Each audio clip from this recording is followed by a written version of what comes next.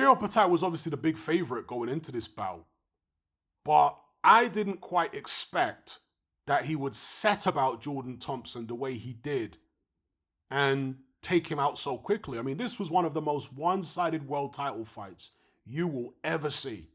Total one-sided. And the most ominous thing for Jordan Thompson was that Opetaia found his range almost immediately. He was hitting Jordan Thompson in the body. I think Jordan Thompson blocked a couple shots to the head, maybe hit him in the chest a couple times, but straight away, Opetaia had that almost Dmitry Bivol style bounce going on, and he punches off that bounce. And you see what that bounce does is it throws your timing and it throws your range off, because you're thinking, okay, I'm calculating, your brain is calculating the optimum range within which you can throw your punches and land your punches for maximum impact. If the opponent is too far away when you throw the punch, you will either miss or you only connect on the very end of your punch when the velocity of the shot is slowing down and therefore there's not much power on it. If they're too close, similar thing. It's too close to get enough velocity on the punch to have full power. So you're looking for that optimum distance. I've heard one of the Sky commentators call it the biting point of the punch. I guess that's a good way to describe it, like a clutch on a car, the biting point. Now, Opetaia, when he bounces in and out like that, with that Dmitry Bivol style movement, you can't find the biting point. If you're Jordan Thompson, you can't find a biting point for your punch because he's constantly moving in and out. And then when he's moving in and out, he's punching off the movement. So he's throwing off your range, but at the same time, he's stinging you with shots. That was established by Opetaia immediately in the fight. So you could tell straight away that Jordan Thompson was in a world of trouble. Despite how big he is, 6'6" or whatever, massive cruiserweight, he was in a world of trouble right away. Opetaia, at the end of the first round, cut loose with a load of shots. I think he had Jordan Thompson on the ropes or in the corner, cut loose, and Jordan Thompson was gone. Legs were all over the place, in serious trouble, bleeding from the nose, from the mouth. That was just at the end of the first round, which he lost hands down. Moving into the second round, more of the same. Opetaia, punching off that bounce. Thompson did time Opetaia a couple times because that's what he was trying to do. And credit to Jordan Thompson for actually showing some heart in there. And when I say heart, it's not just the fact that he didn't quit. It's the fact that he was still trying. You could see the concentration in his eyes. He was still trying to land that big right hand on Opetaia, and he did a couple times.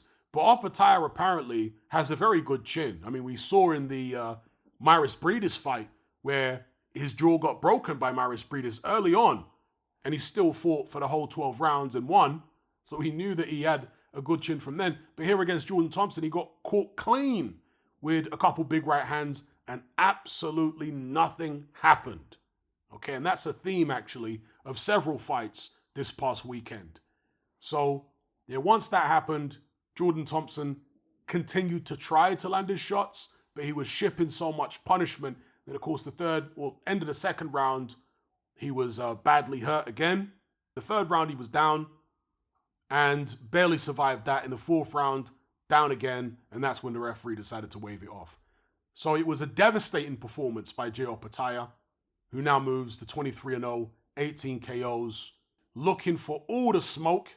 And one of the things that made me laugh, actually, was in the ring after the fight, when Eddie Hearn was being interviewed, Opetaia was staring at Eddie Hearn like he wanted to kill him. I don't know whether Opetaia is just a really intense character, and he's one of them kind of guys that has that 1,000-yard stare, and he's like that with everybody, or he does have some type of problem with Eddie Hearn, because he was complaining after the fight about the fact that they put the fight in a really small ring and they wanted Jordan Thompson to win. He must be talking about Eddie Hearn, right? Eddie Hearn refuted that and said that it was a standard size ring. It wasn't a small ring. Opetaia didn't seem very convinced by it. So I don't know how he feels about Eddie Hearn really, but he was staring at him intensely during Eddie Hearn's post-fight interview. And also, I saw another interview where Hearn suggested that Opetaia could fight internationally, have fights in the United States, so on and so forth. And Opetaia turned around to Eddie Hearn and said, no, that's not what I want. I want to fight in Australia. I don't want to do all these international fights. I'm from Australia. I want to fight in my hometown. Right? He's from Sydney. And that's where I want my base to be. So make it happen, basically. So Eddie Hearn was told live on camera. And let me tell you something again, as I mentioned about previously. Eddie Hearn has let so many talented fighters slip through his fingers. He cannot do the same with Jay Opetaia. You can't always be looking for short-term commercial, profits. Sometimes you need to recognize the talent of a fighter and realize that this is a slow burn. But if you stick with him, if you have faith in him, you're going to unlock a gold mine down the road. And I think that's going to be the case with Jay Opetaia. He looks like an absolute beast at cruiserweight. Now, I'm not sitting here declaring him to be the best because he has to go in there and take the titles off the other champions. We're not going to play that game of declaring someone the king of the division when he's only got one belt. No, go collect the other belts, then we'll call you king of the division. Would I make him favorite over Badou Jack? Absolutely. I would expect him to beat Badou Jack, but he's still got to go in there and do it. Would I expect him to beat Chris Billum-Smith? Absolutely. I'd expect him to win that fight. I'd expect him to beat all the cruiserweight champions that I've watched. There's one of the cruiserweight champions I've never actually seen, but the others I have seen. And I would expect Jay Opetaia to beat them, but again, he's still got to go in there and do it. So, great performance, very talented fighter. Not only is he fast, not only is he high volume, but he can punch and he's vicious. So, very good to watch. Anyway, moving on. Murat Gassiev versus Otto Wallin. Now, I thought this was a very interesting bout going in. I was speaking to, I think it was Pound for Pound Boxing, who I was talking to in the Element group before the fight. And we both agreed that Otto Wallin at his best should be able to outpoint Murat Gassiev. I wasn't counting Gassiev out, but I thought, both at their best, I'll probably lean towards Wallin because I've seen Gassiev for many years fight. And going all the way back to his first world title when he beat Denis Lebedev, he really couldn't cut off the ring. Lebedev was old and really tired by that point. And Gassiev did manage to impose his will and his size and his power on him. But he wasn't able to cut off the ring. He was following Denis Lebedev round. I thought Gassiev's footwork in that Lebedev fight was actually really poor. Again, this is a guy who won the fight, right? But I'm looking at the mistakes he's making in the fight and his footwork. I'm sure my post-fight video is still up. So, I'm not capping. Go and watch my post-fight video for Gassiev versus Lebedev. But yeah, I thought that his footwork was poor, and moving forward, if he's going to unify with other cruiserweight champions, he's going to need to really improve that footwork. Now, one of the unusual things about Murat Gassiev is that he had very few amateur fights. I think he only had about 20 fights, which is strange for an Eastern European professional fighter. Most of them come to the professional game with hundreds and hundreds of amateur bouts under their belt. Not the case with Gassiev, and it shows, particularly in his footwork. Yeah, his inability to cut off the ring effectively. Now, the same thing occurred in the Alexander Usyk fight. He wasn't able to cut off the ring. In fact, I don't think he won a round against Usyk, as far as I recall. He was totally schooled in that bout. Couldn't get his offense off, and again, it was all to do with the footwork. His footwork is far too primitive to be able to compete with these more experienced fighters, these fighters that have, a wealth of amateur bouts and so on, at least the ones who are still fresh. Lebedev, yeah, he had experience, but he was an older fighter coming to the end of the line. In fact, that might have been Lebedev's last professional bout, correct me if I'm wrong. So, I've always seen issues with Murat Gassiev, despite the fact he can punch and he's strong. A deviation from that was when he fought Uniel Dorticus. But the thing about the Dorticus fight, which surprised me, was Murat Gassiev had a back foot game. I never imagined that Gassiev would have a back foot. Right? It totally caught me off guard. Maybe it caught Dorticus off guard too. But he used his back foot against Dorticus to tremendous effect. Dorticus, of course, played into it. He's a very aggressive fighter, Dorticus. Not typical for a Cuban. Dorticus very much a knockout puncher who goes for the KO in every fight. And he played into Gassiev's hands. Gassiev ended up stopping him late, I think, in that bout. So I was very impressed and surprised by the fact he had this back foot game. But moving up to heavyweight, Gassiev's arms are too short to be able to use that back foot game against most of these big guys. They're going to have longer reach than him. They're going to be taller than him. So he's going to have to come forward. And I've mentioned this before in videos about Gassiev, right, where I've spoken about his move up to heavyweight, because they've moved him very slow since stepping up to heavyweight. He lost to Alexander Usyk back in 2018, 5 years ago. And since moving up to heavyweight, he's fought the likes of Nuri Safiri, that's the brother of Sefi Safiri, Michael Wallish, Carlos Welch, and Mike Balogun. So he's fighting not the who's who of the heavyweight division, but the who's he of the heavyweight division, okay? They've moved him very slow since moving up to heavyweight, and that's okay. You want to get a guy acclimatized to the weight, but one thing I've always said about Gassiev, or I've long said about him since moving up to heavyweight, is that the advantages that most cruiserweights have when they step up to heavyweight are speed and skill. Speed and skill. That's what most cruiserweights have over heavyweights. But Gassiev has neither of those things. He isn't particularly fast, even for a heavyweight, and he isn't particularly skillful. So what you have in Gassiev is a small heavyweight who's relatively crude. That, to me, is not a recipe for success for a former cruiserweight champion. You need to have that speed advantage over the bigger guys. You need to have that skill advantage, and he doesn't have it. So going into the Wallin fight, as I say, long story short, I thought Wallin at his best maybe edges Gassiev, and that's the way it turned out. Gassiev had his moments in this fight. He tried to apply pressure, and he has become a bit better at cutting off the ring, but still not good enough to be able to deal with a guy like Wallin. And I did wonder why Gassiev actually took this bout, because it seemed like a bad style matchup for him right from the very start. But apparently this was a ranking match. There was some type of international, see if we can find it here. It doesn't actually say on the fight listing here. Maybe there wasn't a belt on the line, like one of these international trinkets, but it was said during the bout and in some of the fight reports that this was an eliminator. Not a final eliminator, right? People all of a sudden hear eliminator and think it's, the winner gets a title shot. No, it was an eliminator, a ranking match. The winner of the bout gets ranked higher by the IBF, who this was an eliminator for, the WBA, I forget, but one of the sanctioning bodies, this was an eliminator for them. So Otto Wallin now gets a much higher ranking with them, okay, because of the fact that he won. And Wallin did what Wallin does. He is very good at turning in the ring, Otto Wallin. He's very good at turning off the ropes. He's very good at keeping his opponent turning.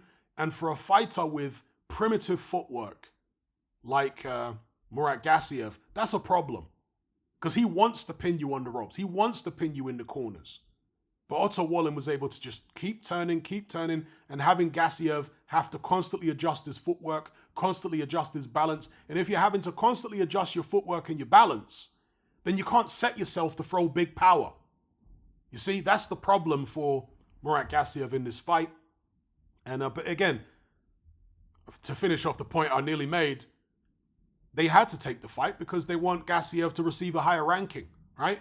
And this is one of the things that I've long been pointing out, at least for the past few months, the past year or so, about contenders supposedly not fighting each other in the heavyweight division.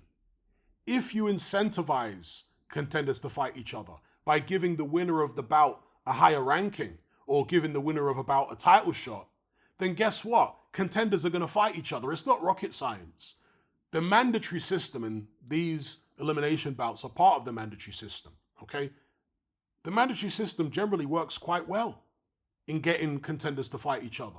The problem is when you have a blockage, when you have somebody who's not fighting their mandatories or a sanctioning body that won't enforce mandatories on a champion, that's when you get a backlog, and that's when you get, a lack of elimination matches, and therefore contenders not fight. It's very simple, because most contenders are not making any real money. So if they're not making money, and even for these elimination matches, they're not really making any real money. So they at least need something for taking this big risk. And the something is they receive a higher ranking and they get closer to being able to fight in a final eliminator where they will be guaranteed a title shot. So that's the reason Murat Gassiev and Otto Wallin fought each other. Otto Wallin actually hurt Murat Gassiev in this fight. I'm all over the place here, but try and stay with me. Wallin hurt Gassiev in the fight, which was another big red flag for Murat Gassiev at heavyweight. You're a fairly crude fighter. You're not especially fast. You're quite small. And you're being hurt by people like Otto Wallin, who he's a big, strong fighter, but he's not a prolific puncher. And he was able to hurt Murat Gassiev in there amidst outboxing him.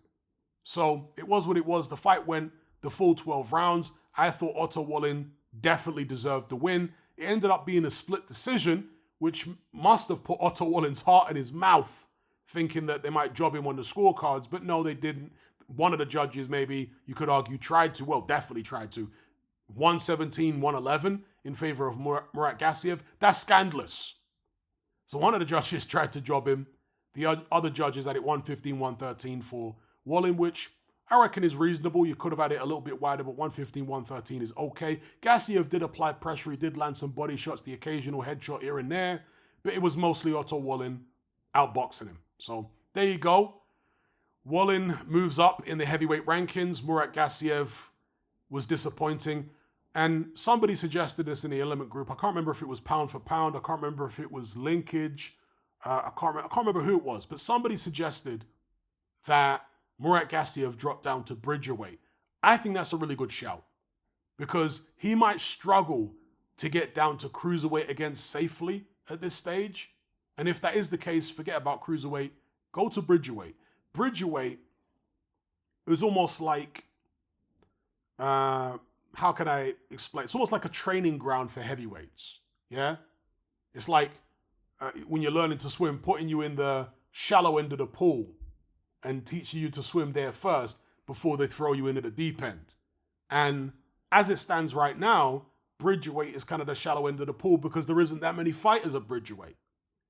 It's not that all the fighters are garbage, but there isn't that many fighters there. Okay, so Murat Gassiev against Rosansky.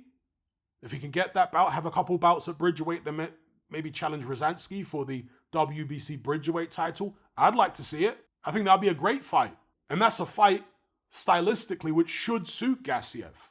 He's not going to have to go looking for Rosansky. Rosansky doesn't have some incredible boxing skills and footwork. As long as Gassiev has the defense to be able to deflect Rosansky's attacks, then that's a fight he could conceivably win. I mean, he fought Dorticus, right? He was a good puncher, very aggressive, and he was able to block and evade Dorticus shots using that back foot game that I had no idea that he possessed and get the late stoppage. Maybe he could do something similar against Rosansky. So yeah, I think that's a good shout for Murat Gassiev, dropping down to bridgerweight and seeing if he can get some success there, establish himself there, and then maybe in a year or two, if he wants to, trying another run at heavyweight again.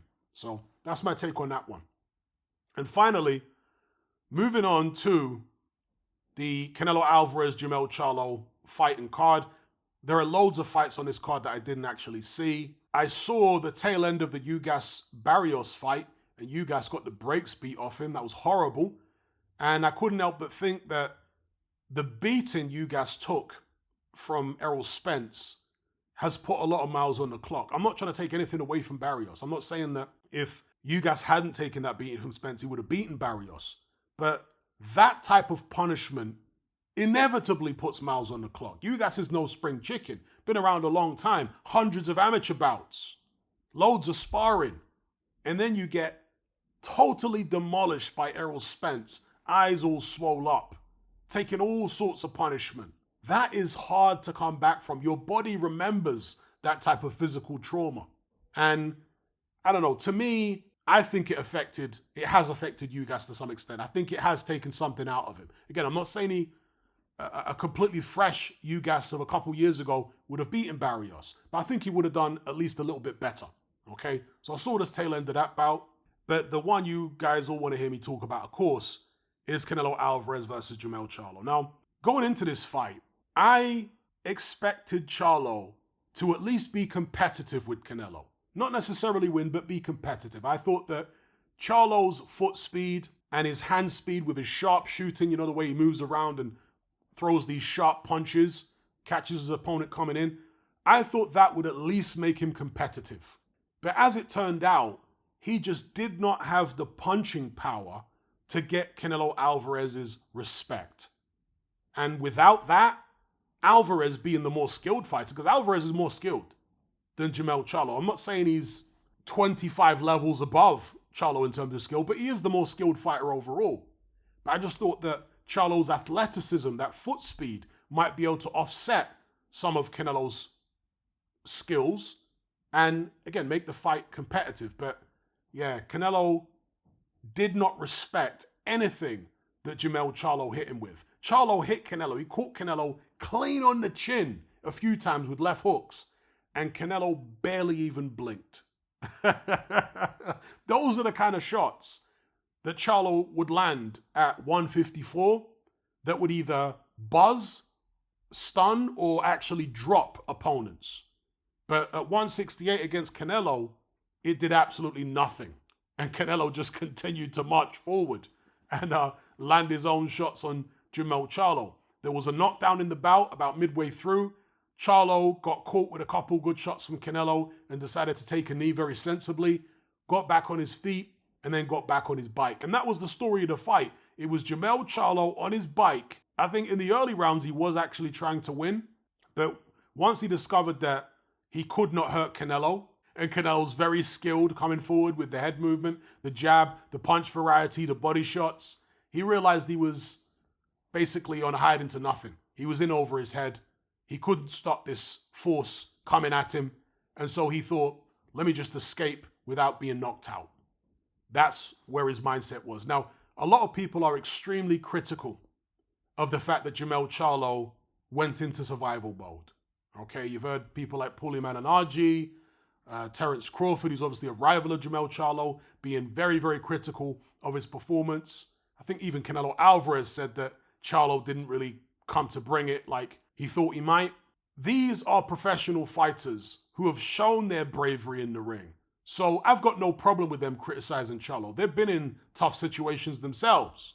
But for me, I've never boxed as a professional. I had a few amateur bouts. I'm not going to sit here and be too harsh on a guy who jumped up 2 weight divisions to fight Canelo Alvarez. 2 weight divisions. It's not like he was fighting somebody his own weight and went into survival mode. He was fighting a guy who is used to fighting 168 fighters, even 175. You could talk about Charlo and Alvarez being a similar size in the ring, but it's who you're used to fighting. Charlo's not used to fighting people as big as Canelo is used to fighting. That's the difference. And Canelo's been used to fighting those bigger guys for years now. So I can't be too harsh, personally, myself. I can't be too harsh on Jermell Charlo. I know people want to be harsh because the Charlos are outspoken and obnoxious and all this kind of stuff. I get it. But if I'm being objective about it, I can't be too harsh because the guy jumped up 2 weight classes. If he was fighting a fellow 154 guy, I'd be more critical of his performance. So it was what it was. Charlo wasn't competitive at all. I thought he might be with the footwork and the sharpshooting. He wasn't. And I have to say this, Canelo didn't display the normal stamina issues that we've seen him show for most of his career. His stamina seemed to be absolutely fine, even late in the bout. He was very happy with his performance. In the post-fight interview, he said, no one beats this version of Canelo. No one. And they pressed him on who he might fight next. Will it be David Benavidez? He wouldn't commit to whoever, but he said, nobody beats this version, so it really doesn't matter who it is. Let's see. There were a lot of people, and maybe I was one of them, who felt as though Canelo was maybe just starting to decline a little bit. Not that he's washed up, not that he's over the hill at all, but has he peaked and is now maybe slightly on his way down? That might still be the case, okay? But it didn't show itself in this fight with Charlo. In there with a guy who normally fights at 154, you're going to have to deal with speed. You're going to have to deal with movement. I thought he dealt with that speed and movement very well. And the stamina held up against the guy who's making him move around the ring like that. So, yeah, Canelo Alvarez looks like he's still got plenty of life left in him. Let's see who he takes on next. I hope it's David Benavidez because that fight is long overdue. In terms of how Benavidez would do, I'm not saying Benavidez is the favorite or anything like that, but I'd expect him to do better than Charlo. Maybe Canelo proves me wrong, but I would expect Benavidez. I think he's stronger than Charlo. I think he's got a more aggressive mentality in the ring. He's one of these fighters that's more willing to take shots to land his own, whereas Charlo's never been a guy that really likes to take shots like that. His older brother's more willing to do that, but Jamel, no, he's a boxer. He doesn't like really taking shots. Whereas David Benavidez, he'll take shots if he has to get his own on. Even if it means getting hurt or getting buzzed, he's willing to do that to impose his will on you.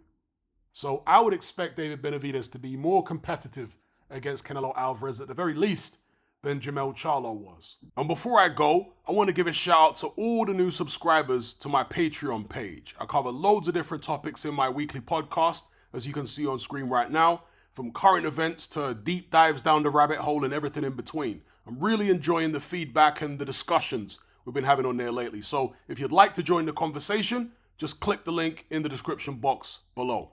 Are you sick and tired of the mainstream mindset? Does the dogmatic conformity and pathological ignorance have you tearing your hair out in frustration? Then don't be alone. Come and join our brotherhood on Patreon. We stand as a beacon of reason against an army of insanity. You'll gain access to my weekly topical podcast where we take more deep dives than Jacques Cousteau on an endless variety of subjects. There's also videos, interviews, live Q&As, as well as a vast back catalogue of previous episodes, including my popular Confessions of a Nightclub Bouncer series. You can listen via the Patreon app or download in high-quality MP3. Connect with myself and hundreds of other members in our Element chat group. There's no contract, no commitment, you can cancel at any time, and it's cheaper than a Mickey D's McMuffin. Just head to my Patreon page via the link below this video and select the tier called the Brotherhood of Reason. I'll see you over there.